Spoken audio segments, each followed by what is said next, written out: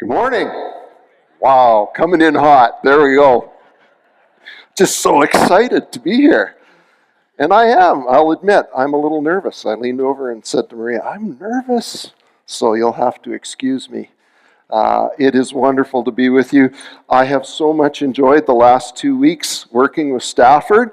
Look forward to his installation service next weekend. And if you don't know, it's actually a subscription service. Once we install him, we have to, you know where I'm going with that. It's going to be a great weekend. I encourage you to come. And it's been so good for me to see Rock Point through new eyes. Thank you, Stafford. And it's been so wonderful and affirming and peace-giving to see someone in the role who is gifted for that role and gifted to lead us where God is leading us these days. So it's been wonderful. Well, this morning we are, as you heard, thank you, Tina, in Matthew chapter 11, verse 28. Please open your Bible if you have one. If you're using your phone and you can get to the New International Version, that might be helpful to be there. And also because I'm a little rusty, I might ramble, so in a while you might want to order Uber Eats. So just use that on your phone. Well, this morning from our passage, I hope that we will see that a calendar built around Jesus brings wholeness and peace. A calendar built around Jesus brings wholeness and peace. Now, when I think of Sabbath, I have a long history in everything because I'm old, but I have a long history in the church. Grew up in the church, so when I think of Sabbath, I have two verses that come to mind, and I'm going to read those verses to you kind of in the tone with which I most often hear them in my mind, along with some little interpretation from my childhood. So here's the first verse. Remember the Sabbath day to keep it holy. 6 days shalt thou labor and do thy work, but the seventh day is the Sabbath of the Lord thy God, and in it thou shalt not do any work, not thou, nor thy son, nor thy daughter, nor thy manservant, nor thy maidservant, nor thy cattle, which seems odd, neither shalt thou play cards, unless they be of Uno or Dutch Blitz, but even that is sketchieth. Thou must certainly not watch television, lest it be hymn sing. The wonderful world of Disney thou must not watch, neither shalt thou attend sporting events to observe or participate. Yea, verily, fun of any kind is definitely off limits. Then there's another verse, whoever doth work therein shall be put to death. That's Exodus 35:2. And my interpretation then added on is, and anyone who has enjoyment of any kind shall be sternly frowned upon. Wow, what a Pharisee Ron is. Now, those verses are from Exodus 20 and 35, along with a good portion of my childhood mixed in. And those of you who are of my vintage will recognize some of those references, but there is, more importantly, a striking difference between the tone with which we read and sometimes interpret those verses and the tone with which we hear Jesus refer to the Sabbath in Matthew 11 and 12. And as always, I am so thankful that Jesus interprets for us the intent of God's heart. Now, as we read the passage today, as Tina read it so beautifully and we followed along, we see a group of people, those who sought to uphold the Sabbath, along with the 39 other interpretations they had added to it. And three of those interpretations were you can't cut grain, you can't thrash grain, and you can't winnow it. You can't blow the trash out. And they were motivated by fear. God to them was a stern, ultimately powerful taskmaster who searched his people looking for any fault or transgression. On the Sabbath day, God looked down from heaven, keeping an eye on his people to make sure they didn't get up. At least that's what was happening in the Pharisees' mind. And yet we tend to give those Pharisees a rough time, yet if we look at them fairly and we begin to understand where they were coming from, and if we are humble is the gateway to all good things, we see ourselves. And their fear was that if the people broke God's law, the nation would fall under God's wrath and would be sent into exile again. It had happened before. And so the Pharisees, they weren't just grumpy old men. They were that. But they were scared. They were scared of God. They were scared of what might happen. They were scared that they and others wouldn't make the grade. They were scared that judgment would fall upon them and that the hammer that God would use was already positioned and ready to drop. That was the Romans who were right in their midst. And that's why they lost their marbles when they saw Jesus and his disciples grazing in the field. There was a lot at stake in their minds.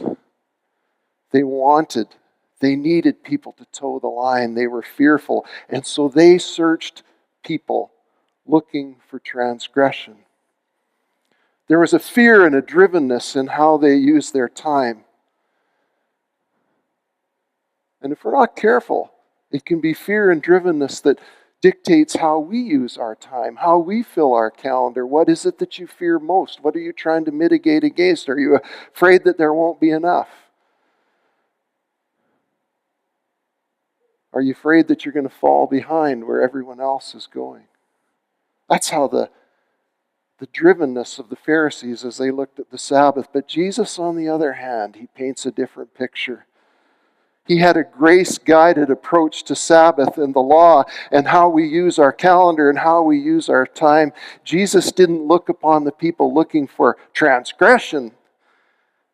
Jesus searched the people looking for need. The disciples weren't exactly gobbling up the acres. Like they weren't harvesting like a great combine moving through the field. This was the equivalent of going through the Tim's drive-thru. Yet they were accused of being in full harvest mode, in full meal prep mode, and the Pharisees were applying a very stingy application of the purpose of Sabbath, the use of time. And Jesus disagreed with this, but it's important that we understand why Jesus disagreed. The issue wasn't the extent of the work that was happening. Jesus didn't say, guys, really? It's just a few heads of grain. Lighten up. Jesus wasn't measuring the amount of work that was taking place. He was looking at the heart of the law, the purpose for which God gave it, and he was focused on that. And he wasn't overturning the law. He was fulfilling it. He wasn't saying, new rule. I love when I play games with my grandkids. They're very creative on the new rules. It's amazing. I wonder where they get it. Anyway, Jesus was fulfilling the law. And he did this repeatedly throughout his ministry. You see it in the Sermon on the Mount. That's one of the beautiful things about it. He'll begin by saying, you've heard it said, and then he gives the commandment. But I say unto you, and then he gives an interpretation that drives it right to the heart. You've heard it said, do not commit adultery. But I say to you, if a man looks upon a woman with lust in his heart, he's committed adultery already. He's calling us to the intent of the law. And the intent of Sabbath law was the governing of our calendar, to provide for the people. Now, those of you who are a farmer or even heavy equipment or a mechanic, your diesel engine has a governor on it. It steadies it so it doesn't run too hard or too soft, right? It's what keeps pistons from coming through your hood. Now, for the rest of you, I realize you're sitting there thinking, what in the world? But I want you to know there's probably 3 or 4 people in this room who have been deeply ministered to by that illustration. So give them that, all right? Give them that. The Sabbath was intended to be a governor in how we use our time and what drives us. Is it fear or what is it? And there's a human story here in all of this passage. One that the Pharisees were missing, but that God was very much aware of, is that there was hungry people in need. And if you're walking into that field across the road here and you're gleaning a few kernels of wheat because you're hungry, that's more than simply a case of the munchies looking for something to do. In our world, have you ever responded to the question, are you hungry, with this? I could eat. Well, that's not a driving hunger. This is something else. This is an I need to eat situation. And in response to the Pharisees' accusation, Jesus brings in the story of David and his men, David and his disciples.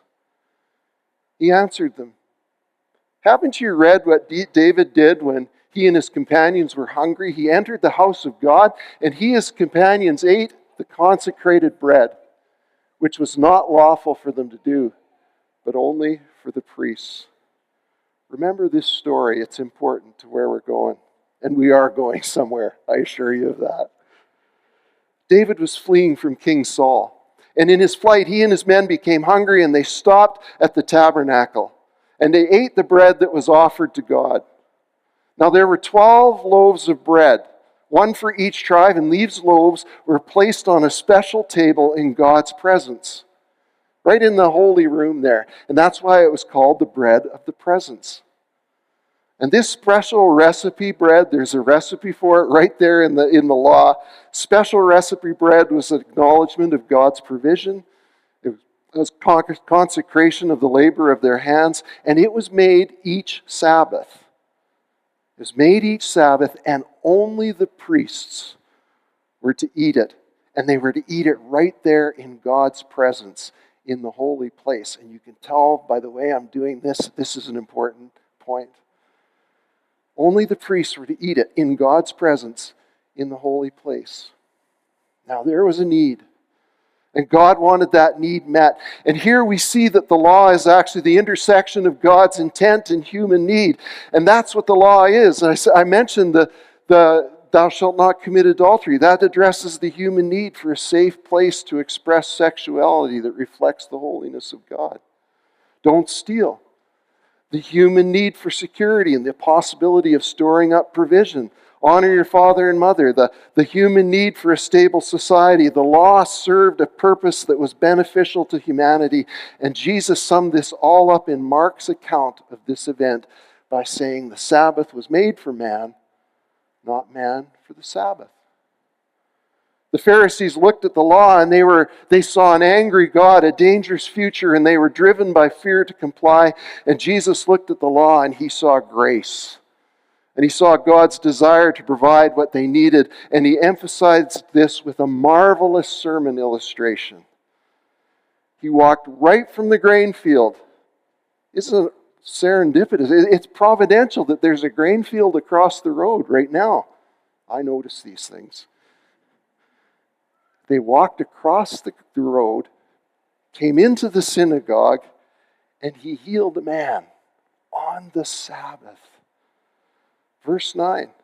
Going on from that place, he went into their synagogue, and a man with a shriveled hand was there, and looking for a reason to accuse Jesus, they asked him, is it lawful to heal on the Sabbath?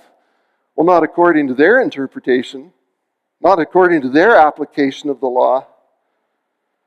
Listen. The call of God to Sabbath, the call of God to order our calendar is more than an expression of his desire for us to rest. Those of you who have small children, there are times you just want them to rest. Every mommy needs you to have a nap, right? But for God, it's an expression of his desire to make us whole. The governing of our calendar is so that God can make us whole. He's calling us to bring our time into the equation of being his disciple. And as we talk about being a disciple these days, we're in this series, it has an impact on your wallet, your home life, how you live with others, the use of technology. It has an impact on how we govern our calendar. And knowing our needs, he calls us to things that we truly do need. A disciple of Jesus has a calendar that allows time to receive nourishment from God. Sabbath called God's people to an altered rhythm of life intended for their benefit. The purpose of Sabbath was restoration and revitalization. Sabbath gave God's people a different rhythm. Discipleship and your calendar are very closely connected. Time moves on, doesn't it? It flies. You don't have to invite it to do so. It'll just keep coming, devouring the years. And it doesn't have to be this way. You know, when the ancient Greeks They were grappling with the reality that time flies by and it devours the years. They didn't have the benefit of us of knowing the one true God who has all things under his umbrella, who has all things including time in his hand. No, they didn't have a God who ordered and made sense of the universe. They just knew things were chaos, so they had to create gods to explain what was going on and maybe, hopefully, try to exert some influence on it. And they saw this and they created a god, Cronus. Cronus was an unpleasant god, according to their mythology, who devoured his own children. Cronus ate the future. Time will eat the future. Time will devour your life if you're not intentional. It will come relentlessly, consuming everything, demanding everything, leaving us exhausted. And at the end of the day, or worse yet, at the end of your life, you will simply know that you are tired and that time went by. And if you don't allow your discipleship to govern your calendar, you will be none the better for it. God knew this challenge, and He made provision for this. And Jesus saw a world careening forward, and He said these beautiful words to us, the first words from our passage. Come to me, all you who are weary and burdened, and I will give you rest. Take my yoke upon you and learn from me, for I am gentle and humble in heart, and you will find rest for your souls. For my yoke is easy, and my burden is light. See those words, come and take and learn. Those those action words, those take time. And they require that we govern our calendar according to the call of God on our lives as a disciple. Now, many of us have heard these words before. Did you know that they were attached to these stories of the Sabbath? That really hadn't landed on me before. The next words following this are, at that time, Jesus went into the grain field. These are connected things. This Sabbath and rest are connected to come, take, learn, to find and to rest. The call to action is in this passage is to come to Jesus and to be given rest. Doesn't that sound wonderful? In a world where time devours, the invitation to come and find rest is a breath of fresh air. To come to be with Him, to learn from Him, to become like Him, to be restored in Him, that's discipleship, but it takes an intentional timing of our wild and unruly calendars. And that is hard. I'll admit, that is hard for me. Mark Buchanan, in his excellent book, The Rest of God, Mark, before they moved to BC, was sat right back there.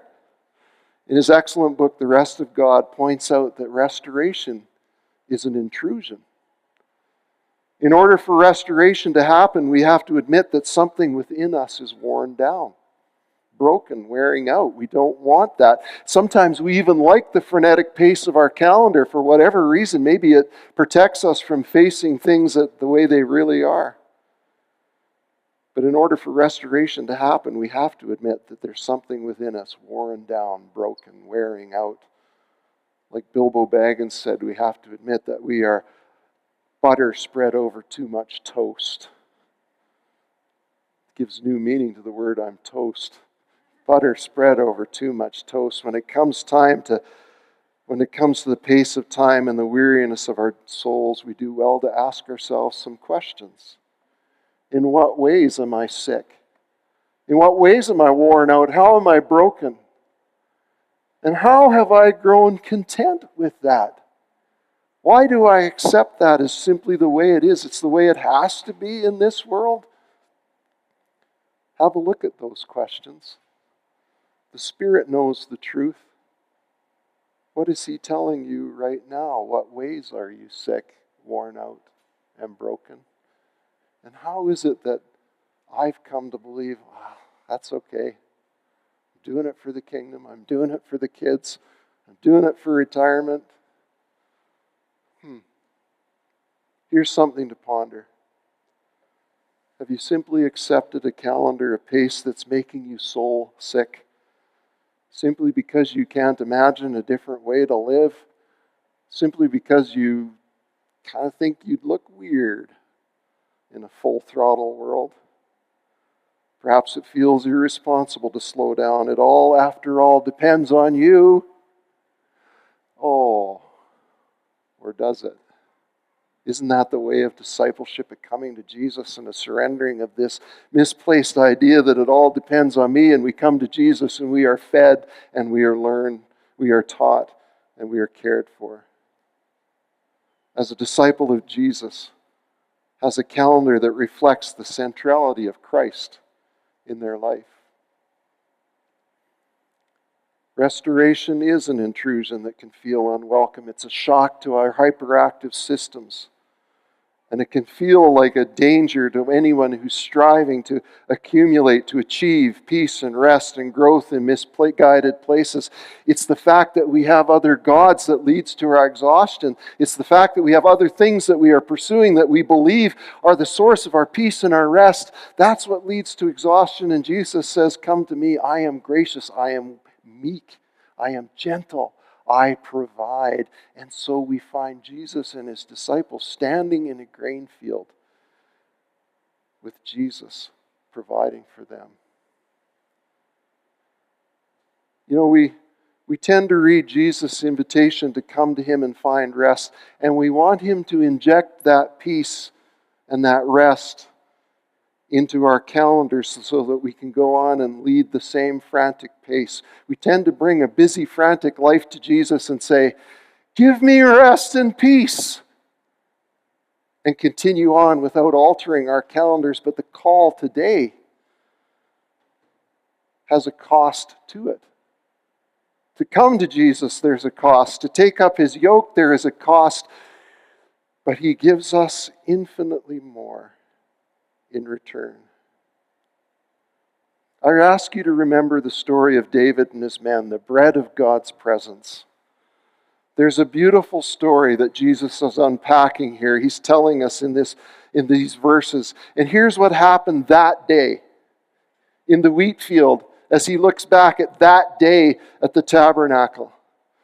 The loaves that David and his men ate at the temple were called the loaves of God's presence. And as I emphasized before, only the priests were to eat those loaves. And Jesus arrives on the field that day. Beautiful things happened in wheat fields. He arrives in the field that day and he proclaims that he is greater than the temple, that he is the Lord of the Sabbath. And out there in the field, God was present and he wanted to provide nourishment to his people. And when Jesus took his disciples into the field and fed them the grain on the Sabbath, he was showing them this. He's greater than the temple because anywhere he is, God is present. And if you have Christ, you are united with him. God is present. You can eat the grain, you can eat the bread of God's presence any time. Take that time. He was saying to the Pharisees, "Here are my disciples." And all of us who are followers of Jesus, we are priests. And we have rightful access to the bread of God's presence, the nourishment that is found there. That's 1 Peter 2:9 if you want to check up on me, and I encourage you to do that. We can go into God's presence anytime and receive. But that happens when we take time and apply a Sabbath pace to our calendar. Anywhere in the wheat field of your life, God is there. He is present with you. And as a priest, you can go into his presence and you can be nourished and you can be healed.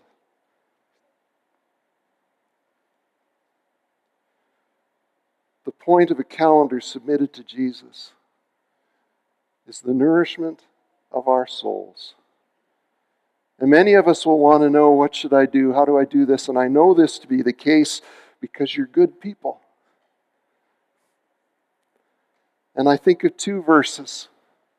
one from our passage and one from the Psalms.